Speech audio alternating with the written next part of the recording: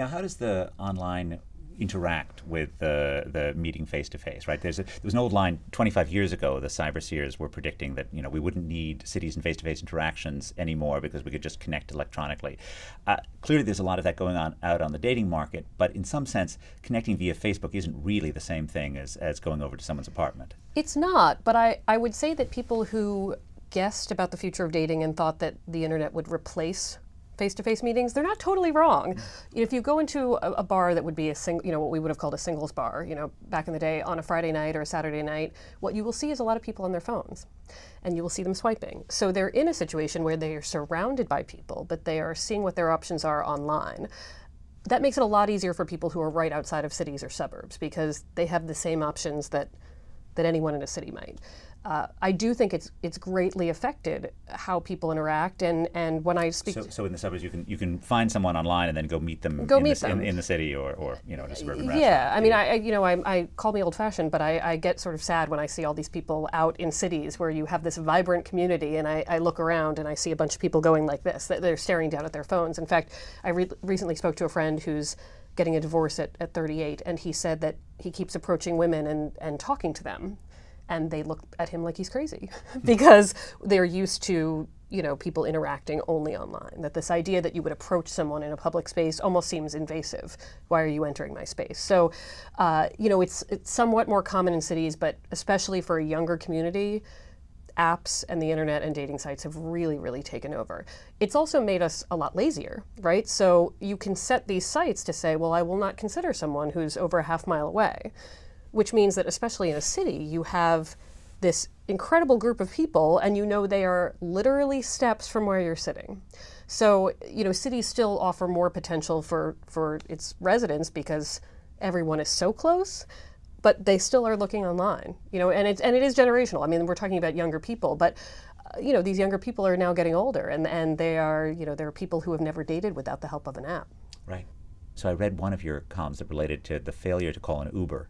After an event. How are it seems that in some cases technology is actually making things more difficult or perhaps just increasing the expectations on people? Well, that was an interesting letter, this "he should have called me an Uber" letter, which was written by a young woman who felt that her suitor, the person she was on a date with, should have called her an Uber home, that this was a new sign of chivalry. Instead of opening a door or, walking closest to the street, this person should call a car, which I thought was fascinating because what it meant to me was that, we do have these old-fashioned rules about who should do what and for whom. They're just taking a different form. My readers, of course, said she should call her own Uber, but yes, I don't necessarily disagree. But, the flip side of online dating and apps making us a little bit more distant is that I think people are doing more dating. I think we had sort of this college hookup culture for a while where people were hanging out, hooking up, maybe not calling it a specific kind of relationship. When you online date, you are sort of forced to ask another person out for an evening. You are asked to make a plan. You are asked to define what you want to do. So let's say we've gotten past the first couple of dates and we're looking for the movement forward. How do you think the interplay between technology and the city is changing that process? Both either the relationship lasting or even becoming officially permanent in some way.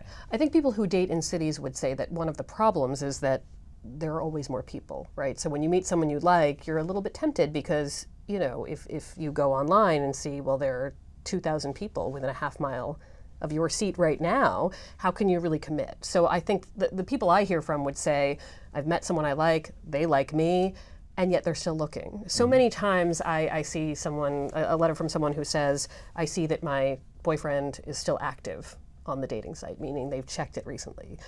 Now, why they checked it to see that, I have no idea, but they know there are thousands of people that they can call up, immediately on their phones. Do you think that this induces better behavior in the relationship? That since you're always at risk of being separated because of the other options? I don't know I don't know if it improves behavior. If anything, I hear the opposite, plenty. There's the cheating side, but there's also the being nice to your partner while you're with them, right? So presumably it does make cheating more common, but it might also make the niceness more common. Yeah, I mean, I do hear that.